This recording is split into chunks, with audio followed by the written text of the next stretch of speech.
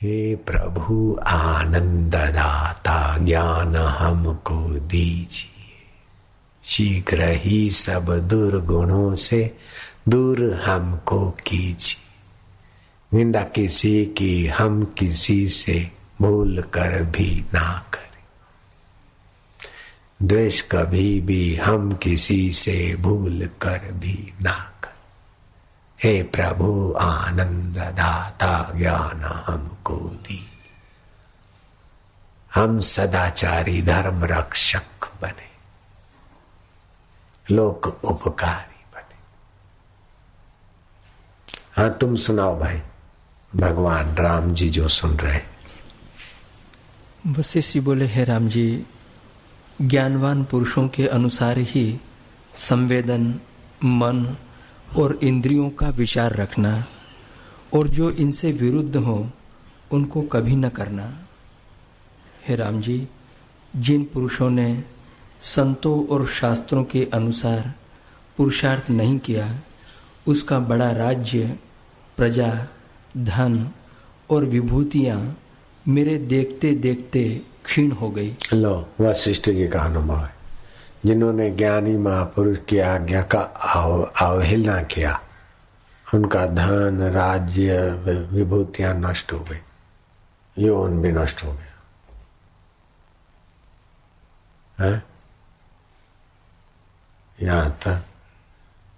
अच्छा जी, पर हे राम जी, जिस पुरुष से शांति प्राप्ति हो उसकी भली प्रकार से सेवा करनी चाहिए। भली प्रकार से सेवा करनी चाहिए, क्योंकि उसका बड़ा उपकार है कि ये संसार समुद्र से वे निकाल लेते हैं।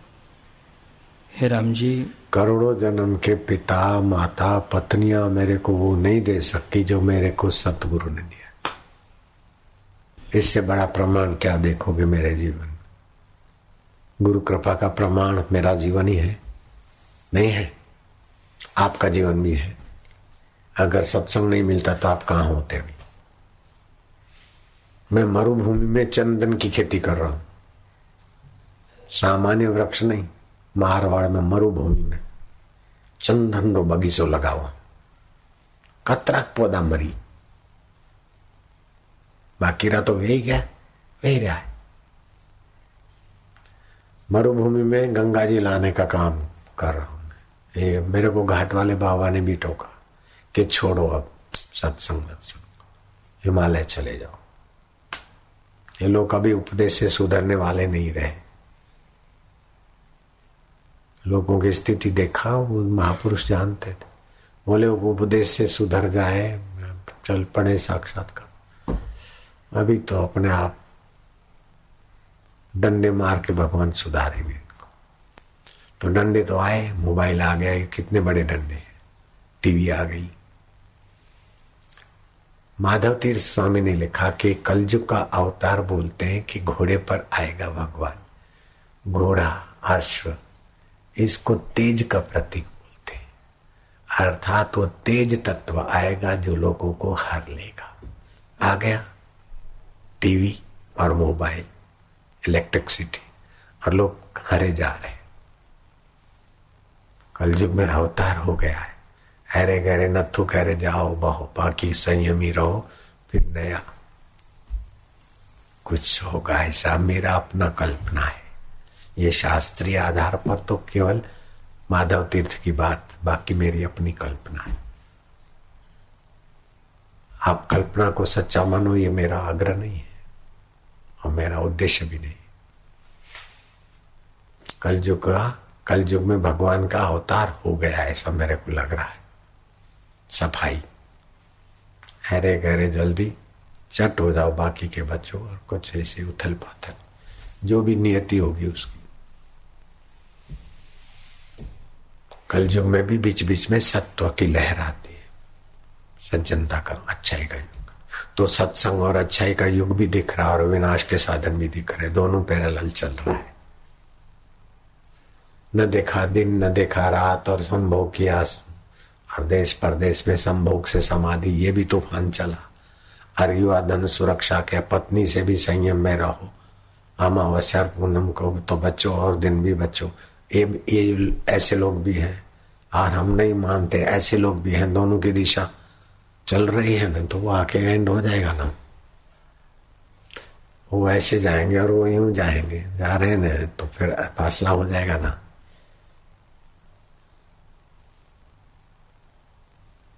You like? Go. You like? Come.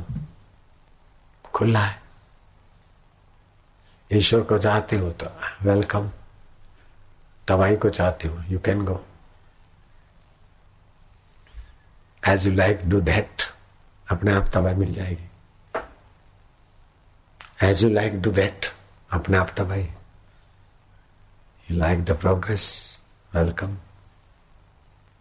Spiritual life, संयम, सदगुरु संकेत, शास्त्र संकेत, बस।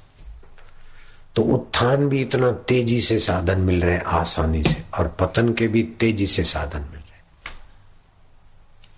हम लोगों को ऐसा सत्संग सुनने के लिए क्या क्या कुर्बानी करनी पड़ी, उसका 1000वां हिस्सा तुम लोग नहीं कर रहे हो, फिर भी मिल रहा है ना वो सत्संग।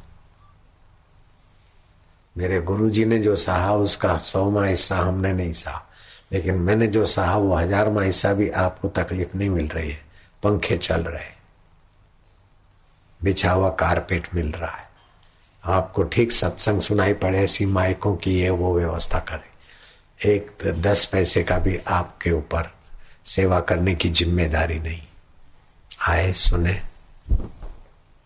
और फिर घर में ये तकलीफ है, तबीयत में ये तकलीफ है, दवाई ये है सस्ते में, ये एक्स्ट्रा। ऐसा उत्थान का जगह भी जल्दी सब जगह नहीं मिलता। अब उत्थान की जगह से वफादारी करो, तुम्हारी मर्जी, और गद्दारी रखो तो भी तुम्हारे कर्म तुम्हारे साथ। कुत्ता जिस घर का खाता है उससे बेवफा नहीं होता, हड़का उठ ही जाए, घर में इलाके में नहीं रहेगा, वो जगह छोड़ के दूसरों को काटेगा। जिसकी रोटी खाई उसके परिवार को नहीं काटता। आज का मनुष्य तो आश्रम में रहता और आश्रम छोड़ के जाता है तो फिर कुत्ते से भी नीची गति दिखा देता है। मैं रहा, मेरे को कुछ नहीं मिला, तो इतना खाया, इतना पिया, तेरी वासना पूर्ति नहीं हुई, पैसे कमाने थे, हेरा फेरी करनी थी, हमने ब्रेक लगा दी, तो तू पैसे चुरा के भाग गया। अब तू भगता रहे, तेरी मर्जी की बात है। कर्म की गति तो गति है। नारायण नारायण, नर्मदे का पैसा 7 कुलों को तबाह करके छोड़ देता है, बहुत भारी होता है। राम राज्य में एक फरियादी कुत्ता आया, बोले मेरे को इसने लात मारी और मैं गिर पड़ा नाली में। तो लात मारने वाले को बुलाया गया राम राज्य में, मैं तुमने इनको लात मारी? बोले हाँ, अपशुकन मानकर थोड़ा धकेला और गिर पड़ा। तो कुत्ते से राम जी पूछते हैं, उस समय शायद एक दूसरे की भाषा समझ सकते होंगे, तुम ही बोलो इसको क्या सजा दे? बोले इसको किसी मठ का महंत बना दो।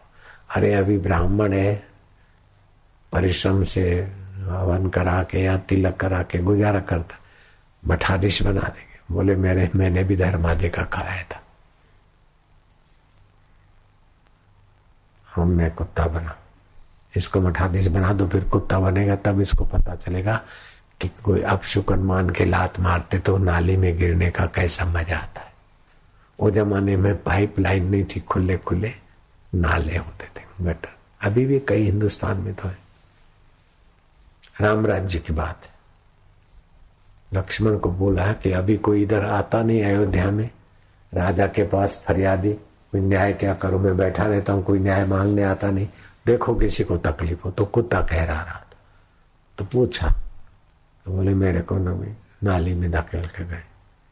तो लक्ष्मण जी ले गए उसको, तो चल प्रभु के पास। बोले नहीं, कुत्ते का अधिकार नहीं राज दरबार में जाने का, राजा साहब बाहर आए तो राजा राम बाहर आए, सारी बातचीत की।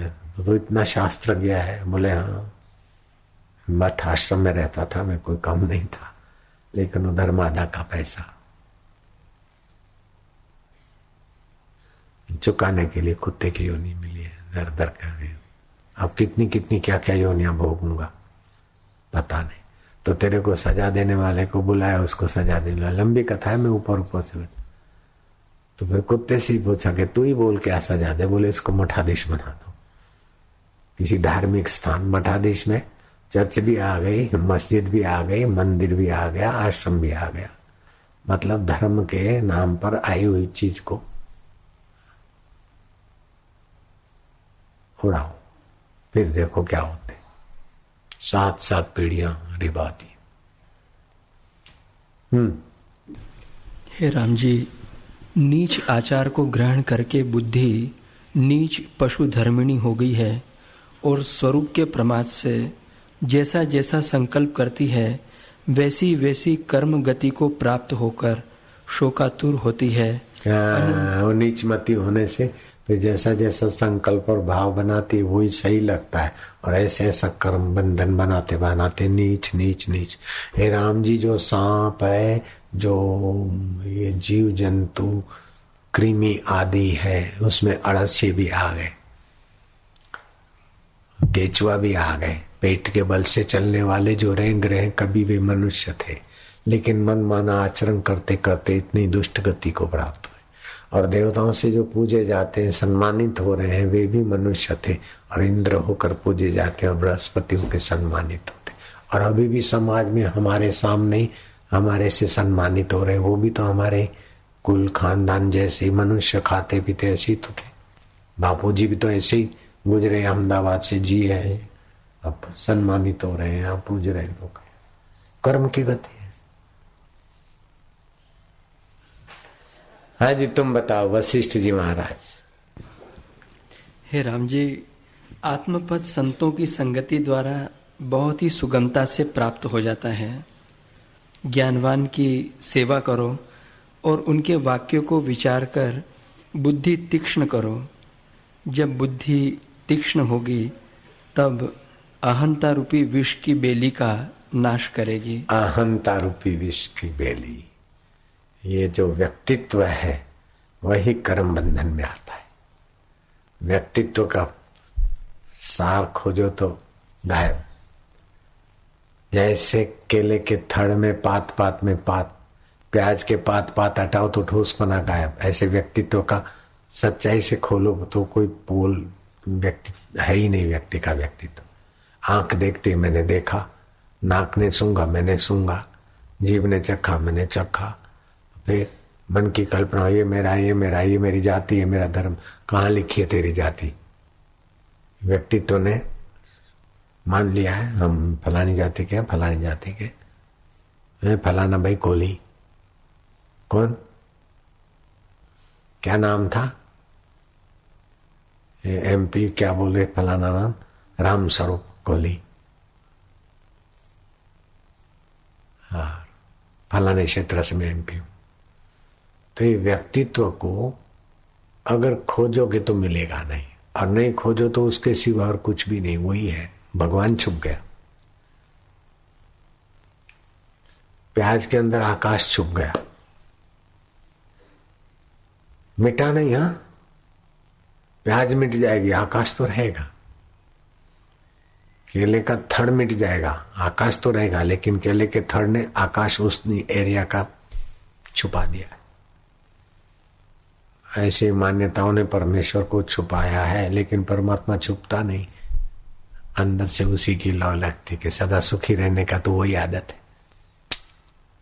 प्रयत्न वही करता है सब।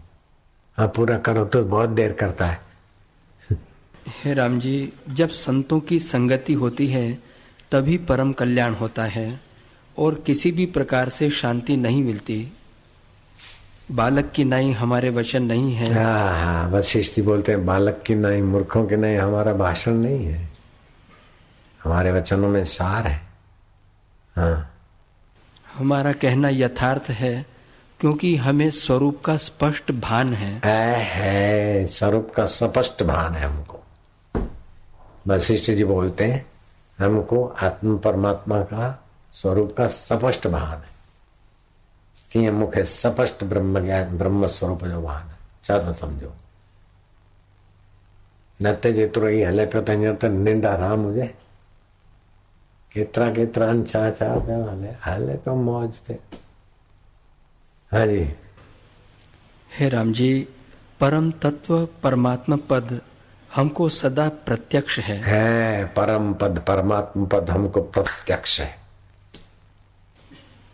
मेरे को पूछने नहीं जाना पड़ता कि आशाराम बापू कहाँ मिलेंगे, मैं आशाराम बापू हूं कि नहीं हूं।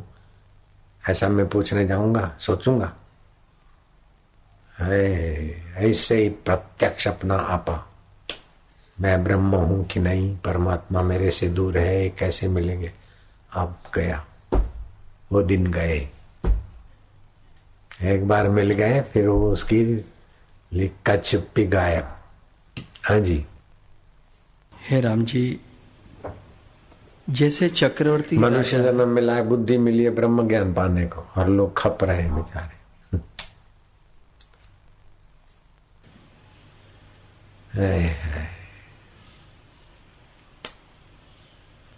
इसी को बोलते वैष्णवी माया। देवी ऐशा गुणमयी मम मारा दुरत्याय दुस्तर है। रजोगुणी धन के लिए मर रहा है, तमोगुणी विकार में मर रहा है, सतोगुणी अपने रीति रिवाज और पूजवाने में और यश में ही खप रहा है। मां तक कोई विरला पहुंचता है। चलो चलो सबको कहे विरला पहुंचे कोई, माया कामिनी। एक तो पैसा, दूसरा पत्नी का आकर्षण। शादी करना है, घर बनाना है, करना। फिर बोला माया तजना सहज है, हो गए साधु, बन गए ब्रह्मचारी, चलो लंगोट के पक्के हो गए। माया तजना सहज है, सहज नारी का नेह, मान बड़ाई ईर्षा कौश कबाड़ा, अपनी पुरानी आदत, दुर्लभ तजना ए। ये सच्ची तड़प के बिना नहीं छूटता। पराक्रम ये બધું આવી ગયું આમાં। કોશ કબાડામાં ઓફિશિયલી કોશ કબાડા નહીં, પરાક્રમ બી એમાં જ આવી ગયો। બીજા બધા જ न करनीय करना कोश कबाड़ आता है। हाँ जी।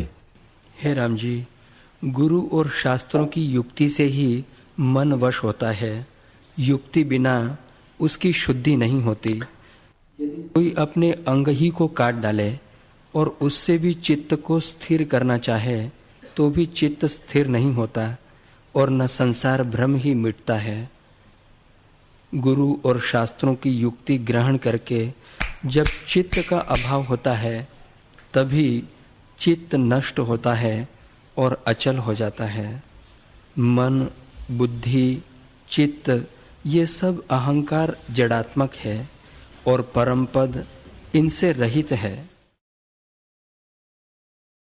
शुद्ध कर्मों को, शुद्ध सद्भावों को भगवान की स्मृति और भगवान की विस्मृति असत विकारों को, असत वासनाओं को, असत अहंकार को, असत मान्यताओं को, असत कल्पनाओं को बल देती है भगवान की विस्मृति।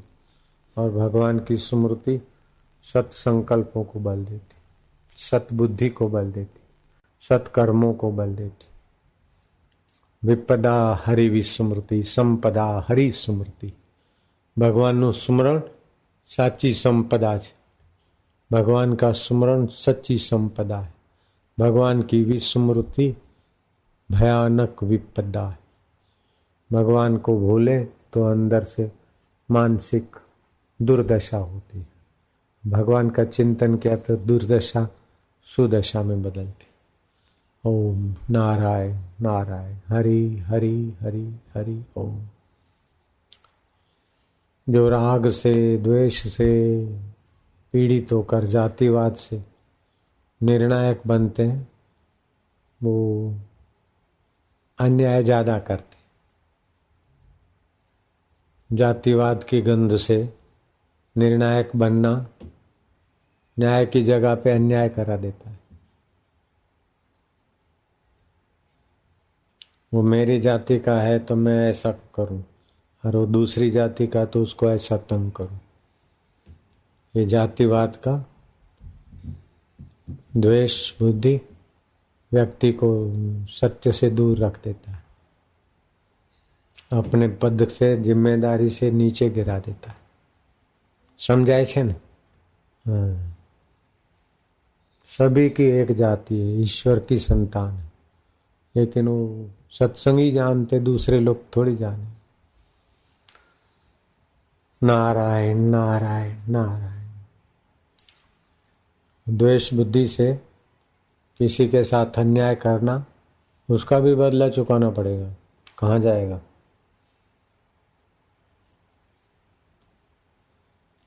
द्वेष बुद्धि रखना, अपना कर्तव्य से नीचे गिरना नहीं, भगवान की स्मृति करके राग द्वेष रहित होकर निर्णय करना चाहिए। सम्मान। क्रीम समय चला जाता है गुलामी में, विकारों में, संसार में, फिर भी ठीक है, अभी क्रीम टाइम हो गया गुलामी में, तो फिर गुलामी गुलामी। भक्ति करोगे तो भी कोई न देवी देवता के गुलाम बने रहो। ब्रह्म ज्ञानी के आगे देवी देवता है। उद्देश्य ऊंचा हो, बस धन का, सत्ता का, सौंदर्य का महत्व नहीं है। उद्देश्य ऊंचा, उसका महत्व है। उद्देश्य ऊंचा एक है, हमारे हृदय में आत्मा परमात्मा है, उसकी प्रीति, उसका ज्ञान, उसकी प्राप्ति हो जाए, ये उद्देश्य ऊंचा है। तो लंका में जाना भी हनुमान जी का शोभा देता है, और रावण का लंका की गद्दी पे बैठना भी बेकार हो जाता है। उद्देश्य ऊंचा है। विपत्ति, प्रतिकूल परिस्थिति, विघ्न आदि का भी जीवन में अपना ही महत्व है। विपत्ति, विघ्न, बाधाओं का, विरोध का भी अपना महत्व है। कष्ट, संघर्ष, इसका भी इम्पोर्टेंस, महत्व है।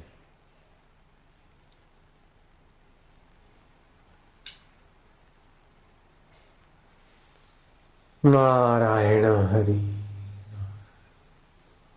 आध्यात्मिक बल के आगे क्षत्रिय बल को नतमस्तक होना ही पड़ता है।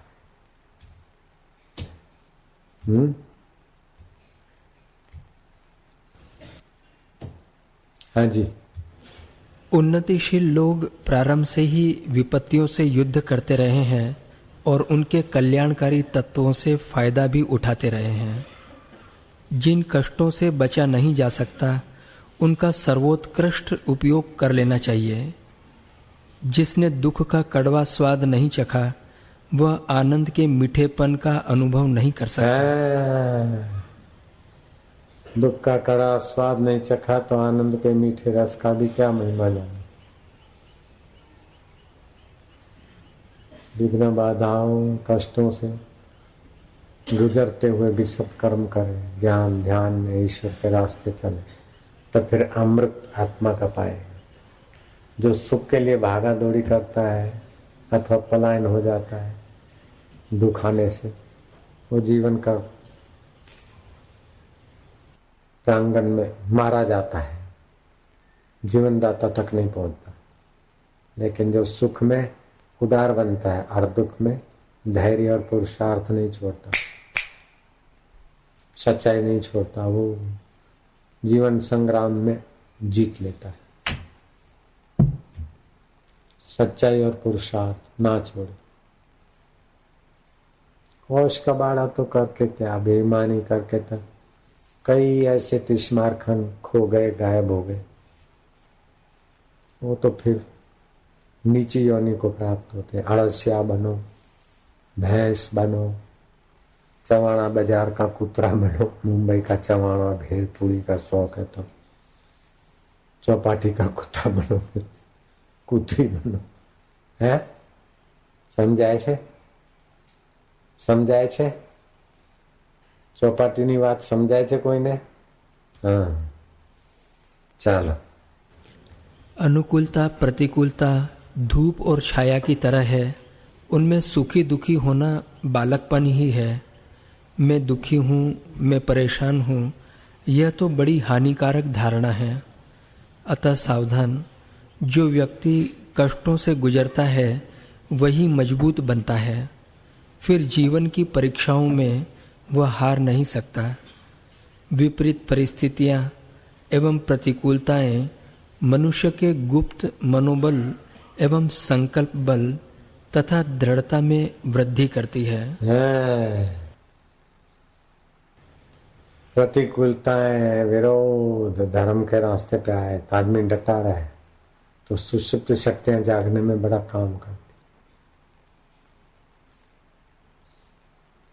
बालक 5 साल के, जनेऊ मिल गया, मुंडन हो गया, राम लक्ष्मण भरत शत्रुघ्न, और रानियां देखती रह गई कि हमारे मासूम।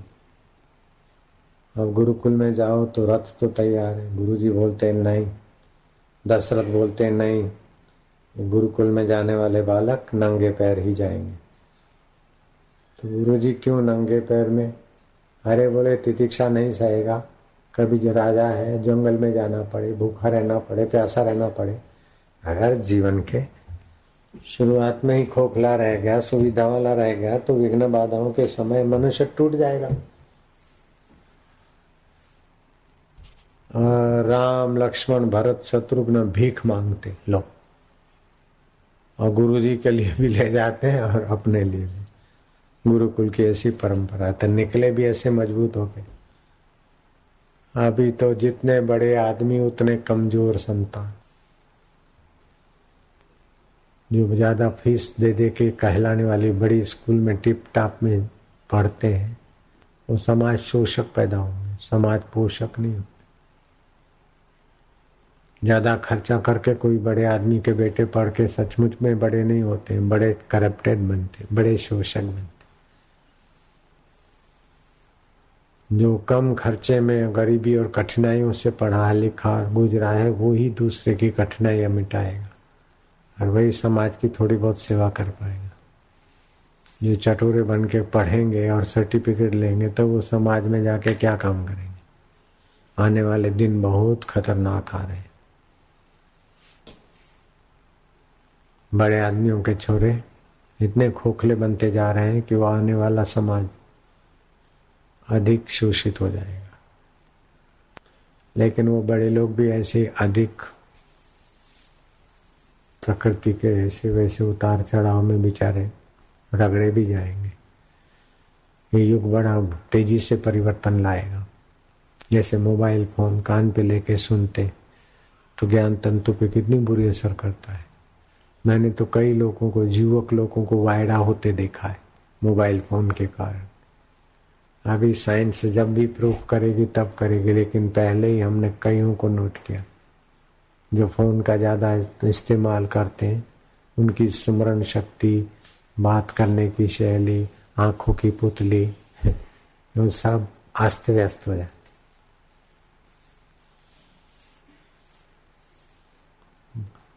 अब बुढ़ापे में बहरे हो जाते हैं।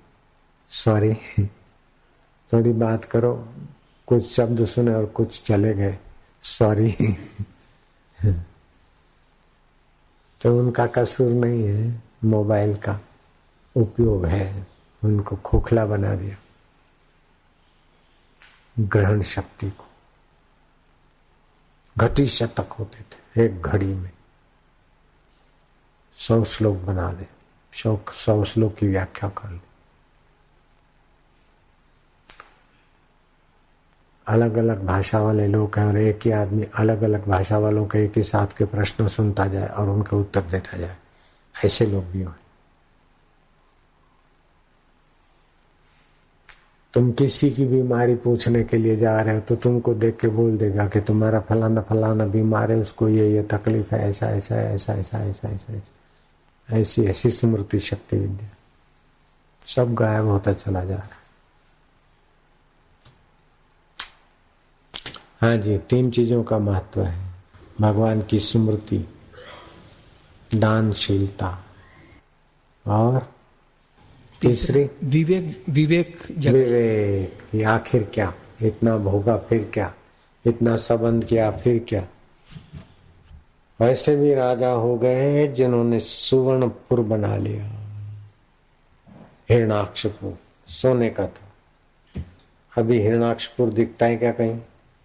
सोने की लंका नहीं दिखती। सोने का हिरणपुर भी नहीं रहा, सोने की लंका नहीं रही।